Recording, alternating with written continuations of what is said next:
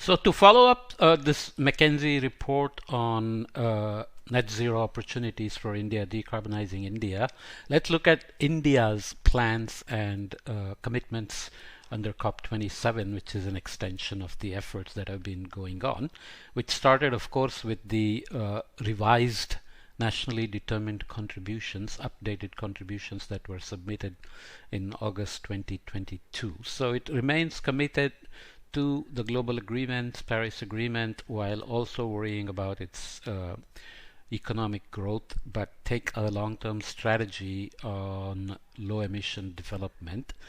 Comes with its own caveats about what the rest of the world needs to do for India to stay on track. So we'll look at some of those coming from the government. So updated NDCs, India stands further committed to first, reduce the emissions intensity of its GDP to 45% below 2005 levels by 2030, which is an upgradation from, I think, 30%. Second, achieve about 50% cumulative electric power installed capacity from non-fossil fuel-based energy sources by 2030. Again, an upgradation from the previous numbers. Third is to put forward and further propagate a healthy and sustainable way of living based on traditions and values of conservation and moderation, including through a mass movement for what the Prime Minister's office called lifestyle for environment, as a key to combating climate change. As articulated by Honorable Prime Minister, this is a call for a shift from mindless and destructive consumption to mindful and deliberate utilization. Okay. Implementations obviously are going to be important after these strategies are developed and commitments are made. So here is the speech of the Minister of the Environment, Forest and Climate Change, MOEFCC, at the launch of India's long-term low-emission development strategies presented to the COP27. Earlier, India submitted its intended nationally determined contributions to UNFCCC on October 2, 2015. The 2015 NDC comprised 8 goals. 3 of these have quantitative targets up to 2030, namely cumulative electric power installed capacity from non-fossil sources to reach 40%, which is now updated to 50% as we saw. Reduce the emissions intensity of GDP by 33 to 35% compared to 2005, which is upgraded to 40%. And creation of additional carbon sink of 2.5 to 3 billion tons of CO2 equivalent through additional forests and tree cover. So this is not explicitly there in the updated NDCs, but India is already one of the countries which has shown greening from 2002 to 2017. China and India topped that list. Of course, in India, the greening came a lot from agriculture as well. So the additional carbon sequestration associated with that greening has to be looked at. To read some more of the text from the minister's speech, as per the updated NDC, India now stands committed to reduce emissions intensity of its GDP by 45% by 2030, not 40, from 2005 level, and achieve about 50% cumulative electric power installed capacity from non-fossil fueled energy resources by 2030. Today's approval also takes forward the Honorable Prime Minister's vision of sustainable life cycle and climate justice to protect the poor and vulnerable from adverse impacts of climate change. So this is the government approving the updated NDCs and approving the long-term strategy for low-emission development strategies.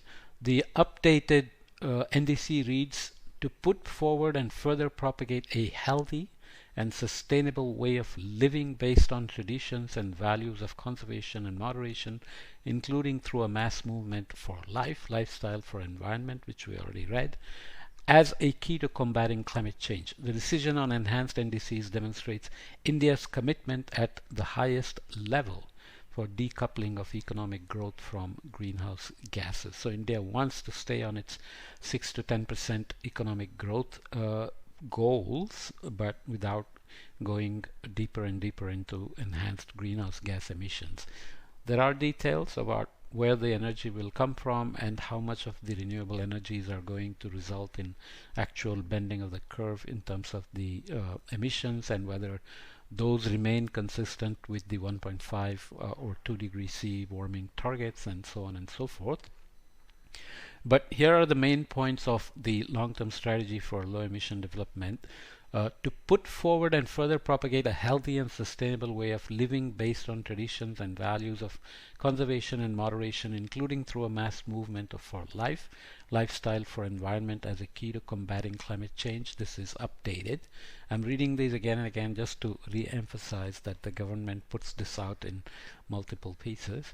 To adopt a climate-friendly and cleaner path than the one followed hitherto by others at corresponding level of economic development. So here is the placeholder saying don't just put pressure on us as to how we are developing and how our emissions are growing and emission intensity of GDP is changing, but keep in mind that other players got there with much higher levels of emissions before us. To reduce emissions intensity of GDP by 45% by 2030 from 2005 levels, which is updated from 30 to 35%, to achieve about 50% cumulative electric power installed capacity from non-fossil fuel based energy sources by 2030 with the help of transfer of technology and low-cost international finance, including from the Green Climate Fund, which is updated. So here again is a stake to say this will not happen unless there is technology transfer and low-cost international finance available. So there are conditional NDCs and unconditional NDCs, things that will happen without international financial assistance and technology transfer versus those that will require technology transfer and low-cost international finance. To create an additional carbon sink of 2.5 to 3 billion tons of CO2 equivalent through additional forest and tree cover by 2030, which remains the same as October 2015 commitment. So further caveats put in by the Indian government in the MOEFCC for minister's speech is, in setting our targets for 2030 and our enhanced ambition in mitigation, we cannot forget that achieving the Sustainable Development Goals, whose target date is also 2030, is the overriding priority for developing countries. So the climate adaptation mitigation goals must be synergistic and consistent with SDGs, which includes everybody else. Ending hunger and malnutrition and ensuring food security globally must be an essential part of our perspective for climate action. Mitigation alone, one SDG among all others, cannot be singled out for consideration. So how pressure is put on a country like India has to be considered in the context of all SDGs and not just one. We cannot have a situation where the energy security for developing countries is ignored in the name of urgent mitigation, while developed nations put their energy security above their duty to increase their ambition to mitigation through practical action. So if you look at oil and gas being sold by the US and Norway to Europe, and Europe burning more coal even because of the Russian war and the lack of or disruption to the gas supply, then you realize that we are all in this together and everybody is going to jump on using fossil fuels when it comes to continuing life as usual. Alright, so this is something that has to be kept in mind when it comes to energy security of developing countries like India as well.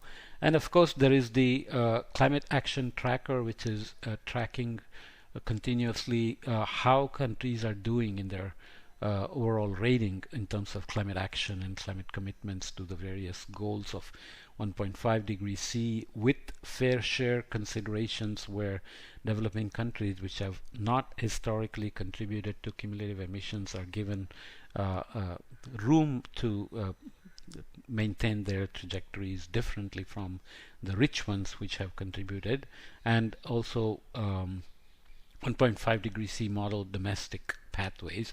I won't go into the details, but obviously looks at emissions excluding land use change, forcing in million tons CO2 equivalent per year or going to 2030, and you have land use and forests in there as well.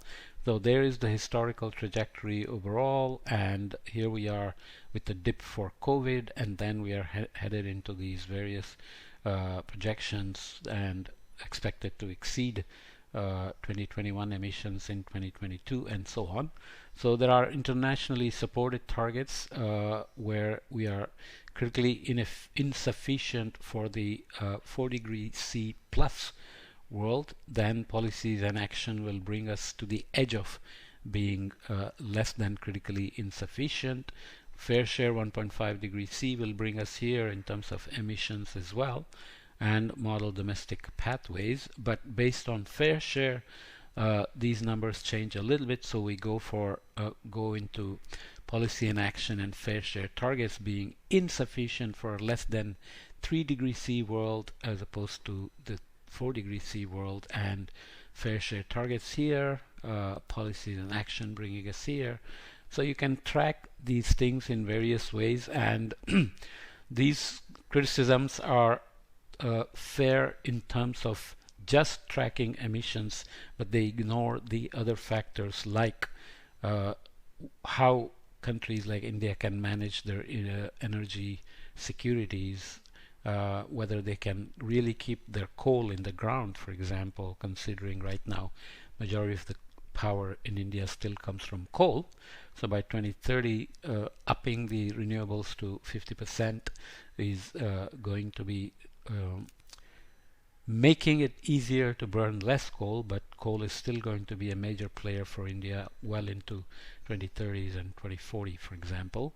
So keeping an eye on the 2070 net zero goal for India, these long-term low emission development strategies are critical, but along the way technology transfers, finance, climate finance, and loss and damage and other tools, and climate equity just in terms of action by everybody are going to be critical as well. Okay, so I just wanted to include it here following the McKinsey report, since McKinsey report offers many strategies and accelerated scenarios, line of sight scenarios and so on, but these are the practical issues seen by the Indian government in its pathway to net zero by 2070 and decarbonization along the way. Okay.